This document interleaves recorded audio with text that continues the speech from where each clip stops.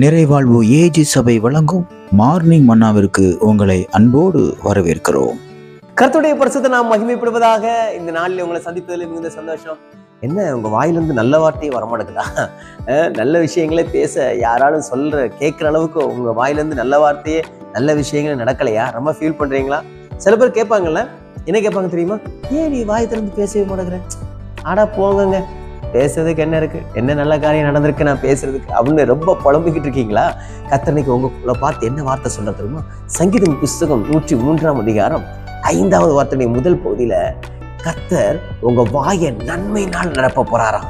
நன்மையினால் நிரப்ப போறாருன்னா நீங்க பேசுறது எல்லாமே ரொம்ப மேஜிக்கான காரியத்தை பேச போறீங்க. ஆண்டவர் எனக்கு அந்த காரியத்தை செஞ்சார், எனக்கு இந்த காரியம் எனக்கு நடந்துச்சு.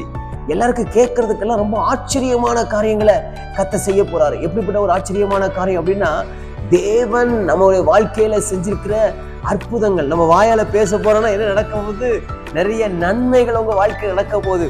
இது வரைக்கும் நீங்க அவ்வளவு நன்மைகளை நீங்க பேசியிருக்க மாட்டீங்க. ஆனா கர்த்தர் உங்க வாழ்க்கையில நிறைய நன்மை செஞ்சது நிமித்தமா உங்க வாயில இருந்து நிறைய காரியங்களை கர்த்தர் எனக்கு அதை கொடுத்தாரு, கர்த்தர் எனக்கு இப்படி செய்தார் அப்படி செய்தார் என்று உங்க வாய் முழுவதும் நன்மையான காரியங்களை பெற்றுக்கொண்ட அற்புதத்தை பேச போது. விசுவாசிக்கிறீங்களா? எல்லாரும் ஆச்சரியப்படுவாங்க, உனக்கு இவ்வளவு நன்மையா, நீ எப்படி நடந்துச்சு, இதெல்லாம் ஆச்சரியமா இருக்க, இதுவரைக்கும் நீ அப்படி நல்ல விஷயத்தெல்லாம் பேசுனதே கிடையாது அப்படின்னு உங்களை பார்த்து எல்லாரும் ஆச்சரியப்படுகிற அளவுக்கு தேவன் உங்க வாயை நன்மையினால நிரப்ப போறார். நிச்சயமா நான் சொல்றேன், கர்த்தர் உங்க வாழ்க்கையில செய்ய போற நன்மையை நினைச்சு நீங்க ஆனந்த சந்தோஷம் அடைய போறீங்க.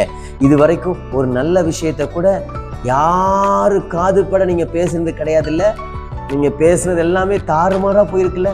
ஆனா இன்னைக்கு கர்த்தர் சொல்றாரு, உன் வாயை நான் நன்மையினால நிரப்ப போறேன், நிறைய நன்மைகளை நான் செய்ய போறேன். உனக்கு நான் செஞ்ச நன்மைகளை நீ மற்றவர்களுக்கு சொல்லும் பொழுது அது அவங்க கண்களுக்கு ரொம்ப ஆச்சரியமா இருக்கும், அவங்க ரொம்ப அதை வியப்பா பார்க்க போறாங்க அப்படின்னு கர்த்தர் செய்ய உங்க வாழ்க்கையில செய்ய முடியாத காரியத்தெல்லாம் செஞ்சு முடிச்சு உங்க வாய் சொல்லக்கூட முடியாத அளவிற்கு அவ்வளவு நன்மைகளை உங்க வாழ்க்கையில கர்த்தர் செய்ய போறார். அதை நீங்க பேச போறீங்க, மற்றவங்களுக்கு நீங்க சொல்ல போறீங்க. இனி தீமையான காரியங்கள் இல்ல, எனக்கு அப்படி நடந்துருச்சு இப்படி நடந்துச்சு, நான் எதிர்பார்க்கவே இல்லை, கண்ணீரான அனுபவம் இல்லை, சந்தோஷமான அனுபவத்தை கர்த்தர் உங்க நாவில கொடுக்க போகிறார். உங்க வாழ்க்கை கர்த்தர் அப்படி மாற்ற போகிறார். விசுவாசிப்பீங்கன்னா நிச்சயமா சொல்றேன், உங்க வாய் நன்மையினால் நிரம்பும். இந்த நாள் நன்மை நாளாக தேவன் உங்களுக்கு மாற்றி கொடுப்பாராக. பயப்படாதீங்க, உங்க வாழ்க்கையில தேவன் நன்மைகளை செய்ய ஆரம்பித்திருக்கிறார். God bless you.